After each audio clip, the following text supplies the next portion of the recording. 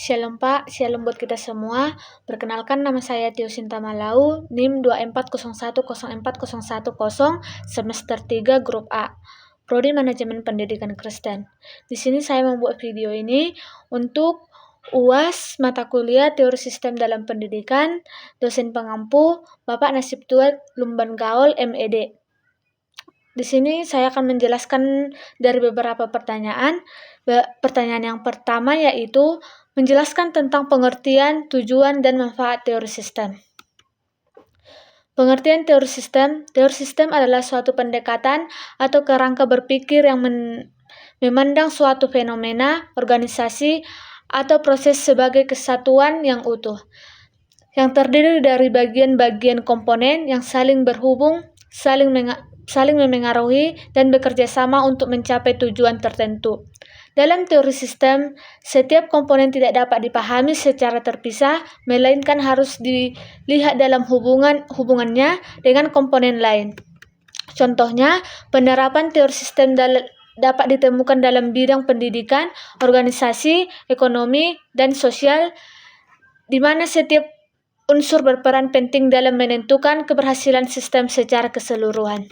Tujuan teori sistem yang pertama, memahami struktur dan cara kerja suatu sistem. Teori sistem membantu menjelaskan bagaimana komponen-komponen dalam suatu sistem saling berinteraksi dan berbentuk satu kesatuan yang berfungsi. Yang kedua, meningkatkan efektivitas dan efisiensi sistem. Dengan memahami hubungan antara bagian, sistem dapat dikelola dengan lebih baik sehingga tujuan dapat dicapai secara optimal. Yang ketiga, mengidentifikasikan permasalahan dalam sistem. Teori sistem memudahkan analisis untuk mengetahui titik lemah atau bagian menyebabkan gangguan dalam keseluruhan sistem. Yang terakhir, mendukung pengambilan keputusan. Pendekatan sistem membantu pengambilan kebijakan melihat dampak keputusan terhadap keseluruhan sistem, bukan hanya satu bagian saja. Manfaat teori sistem yang pertama, memberikan cara pandang yang holistik. Masalah tidak dilihat secara pastisial, tetapi dipahami sebagai bagian dari keseluruhan sistem. Yang kedua, membantu pemecahan masalah secara sistematis. Masalah dianalisis berdasarkan hubungan sebab akibat antara komponen. Yang ketiga, meningkatkan koordinasi dan kerjasama. Setiap bagian dalam sistem memahami perannya masing-masing dan pentingnya kerjasama untuk mencapai tujuan bersama. Yang keempat, menyesuaikan sistem dengan perubahan lingkungan. Teori sistem memungkinkan sistem untuk beradaptasi terhadap perubahan internal maupun eksternal. Yang terakhir, meningkatkan kualitas kerja sistem dengan mengelola yang terintegrasi. Kinerja sistem menjadi lebih stabil, terarah, dan berkelanjutan. Pertanyaan yang kedua, menjelaskan tentang sistem pendidikan di Indonesia. Sistem pendidikan di Indonesia adalah keseluruhan komponen pendidikan yang saling berkaitan dengan bekerja secara terpadu dalam rangkaian mewujudkan tujuan pendidikan nasional. Sistem ini mencakup berbagai unsur seperti peserta didik, pendidik dan tenaga kependidikan, kurikulum, sarana dan prasarana, pengelolaan, pembiayaan, serta evaluasi pendidikan. Tujuan sistem pendidikan di Indonesia. Tujuan sistem pendidikan di Indonesia adalah untuk mengembangkan kemampuan serta membantu watak dan peradaban bangsa yang bermartabat. Secara khusus, pendidikan nasional bertujuan untuk yang pertama, mengembangkan potensi peserta didik agar menjadi manusia beriman dan bertakwa kepada Tuhan Yang Maha Esa. Yang kedua, membantu warga negara yang berakhlak mulia, sehat, berilmu, cakap, kreatif, dan mandiri. Yang ketiga, menyiapkan peserta didik menjadi warga negara yang demokrasi dan tanggung jawab. Yang terakhir, mencerdaskan kehidupan bangsa serta meningkatkan kualitas sumber daya manusia. Komponen sistem pendidikan di Indonesia. Yang pertama, peserta didik. Subjek utama dalam proses pendidikan yang mengalami perkembangan potensi diri melalui kegiatan belajar. Yang kedua, pendidikan dan tenaga kependidikan. Guru, dosen, dan tenaga kependidikan yang berperan dalam merancang, melaksanakan, dan mengevaluasi pembelajaran. Yang ketiga, kurikulum. Pedoman penyelenggaraan pembelajaran yang membuat tujuan, isi, dan metode pendidikan sesuai kebutuhan dan perkembangan zaman. Yang keempat, sarana dan prasarana. Fasilitas pendukung seperti ruang kelas, laboratorium, perpustakaan, dan teknologi pembelajaran. Yang kelima, pengelolaan dan pembiayaan. Sistem manajemen dan pendanaan pendidikan yang menjamin keberlangsungan dan kualitas pendidikan. Yang keenam, evaluasi pendidikan. Proses penilaian untuk mengukur mencapai tujuan pendidikan dan mutu pembelajaran. Yang selanjutnya, jalur, jenjang, dan jenis pendidikan.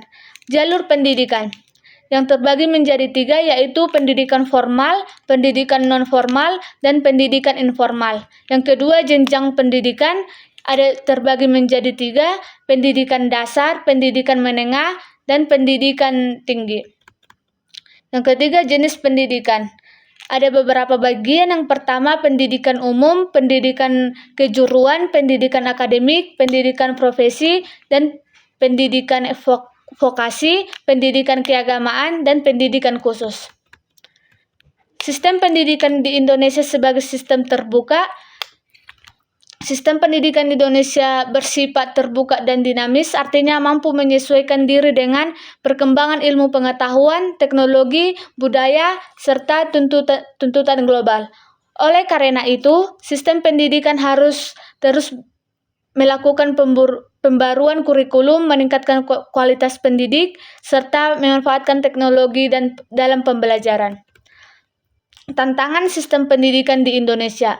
Beberapa tantangan yang masih dihadapi di antara lain ada 4. Yang pertama, pemerataan akses dan kualitas pendidikan di seluruh wilayah Indonesia. Yang kedua, peningkatkan mutu pendidik dan tenaga kependidikan. Yang ketiga, kesenjangan sarana dan prasarana antar daerah.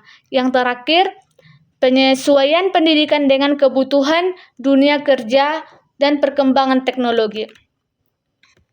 Pertanyaan yang selanjutnya, menjelaskan tentang jenis-jenis teori sistem dalam pendidikan, konsep dan implementasi masing-masing. Jenis-jenis teori sistem dalam pendidikan. Dalam pendidikan, teori sistem digunakan untuk memahami bagaimana berbagai komponen pendidikan saling berinteraksi dalam mencapai tujuan pembelajaran. Beberapa jenis teori sistem yang saling diterapkan dalam pendidikan adalah sebagai berikut. Yang pertama, sistem terbuka atau open system.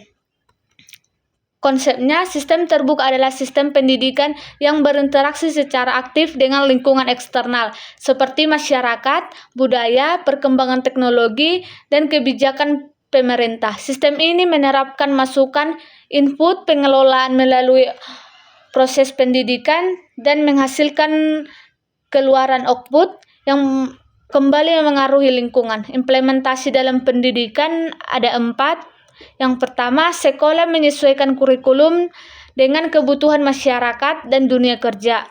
Yang kedua, perguruan tinggi menjalin kerjasama dengan institusi dan lembaga sosial. Yang ketiga, penerapan kurikulum merdeka yang responsif terhadap perkembangan zaman. Yang terakhir, keterlibatan orang tua dan masyarakat dalam kegiatan sekolah. Yang kedua, sistem tertutup.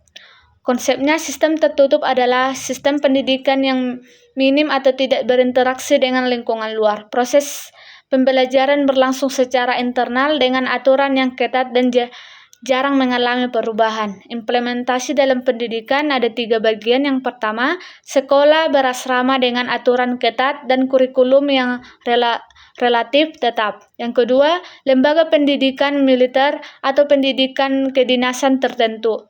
Yang ketiga, model pembelajaran tradisional yang berpusat pada guru dan buku teks. Yang ketiga, sistem input proses.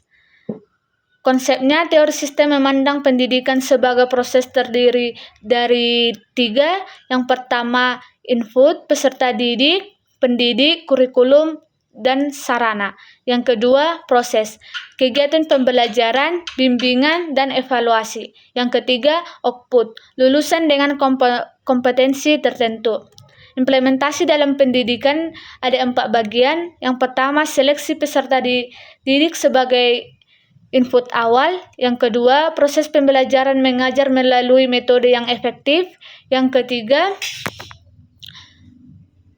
ketiga, penilaian hasil belajar dan kelulusan peserta didik.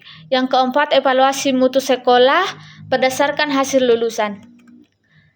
Yang keempat, sistem sibernetik. Konsepnya, sistem sibernetik menetapkan pada mekanisme umpan balik atau feedback untuk mengendalikan dan perbaikan sistem. Hasil evaluasi digunakan sebagai dasar perbaikan berkelanjutan. Implementasinya dalam pendidikan ada 4 bagian. Yang pertama, ulangan dan evaluasi hasil belajar untuk memperbaiki metode pengajaran. Yang kedua, akreditasi sekolah dan perguruan tinggi. Yang ketiga, monitoring dan evaluasi kurikulum secara berkala. Yang keempat, penggunaan learning management system atau LMS untuk memantau kemajuan belajar. Yang kelima, yaitu sistem holistik. Konsepnya, sistem holistik memandang pendidikan sebagai upaya perkembangan manusia secara menyeluruh, mencakup aspek kognitif, afektif, psikomotorik, sosial, dan spiritual. Implementasi dalam pendidikannya ada 4. Yang pertama, pendidikan karakter dan penguatan profil pembelajaran Pancasila. Yang kedua, kegiatan ekstrakurikuler atau seni, olahraga, dan kepemimpinan. Yang ketiga, pembelajaran berbasis nilai dan etika. Dan yang keempat, pendidikan keagamaan dan bimbingan konseling. Yang keenam, yaitu sistem sosial dalam pendidikan. Sekolah dipandang sebagai sistem sosial yang melibatkan interaksi antar individu dan kelompok dengan norma, nilai, dan peran masing-masing. Implementasi dalam pendidikannya ada 4. Yang pertama, hubungan guru dengan siswa yang bersifat edukatif. Yang kedua, budaya sekolah bersifat inklusif. Yang ketiga, kerjasama antara sekolah, keluarga, dan masyarakat. Yang keempat, organisasi sosial dan kegiatan partisipasi sosial. Baiklah, sekian penjelasan dari beberapa pertanyaan tersebut. Sekian dan terima kasih. Shalom.